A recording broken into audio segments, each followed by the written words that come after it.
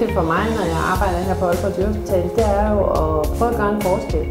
Og det vil sige, at jeg virkelig prøver med alt, hvad jeg ved og kan, at fremskaffe en diagnose på et problem, og også en løsning på et problem, så at vi kan tilbyde dyret et godt liv og forhåbentlig et langt liv.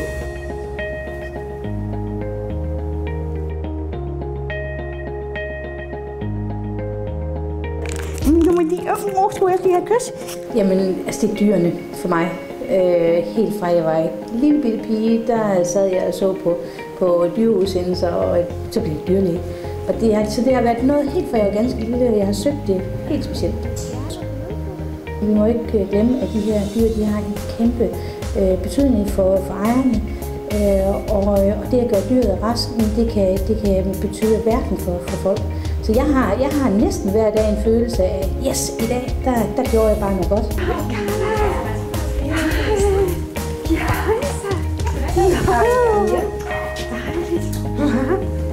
Skal vi hjem?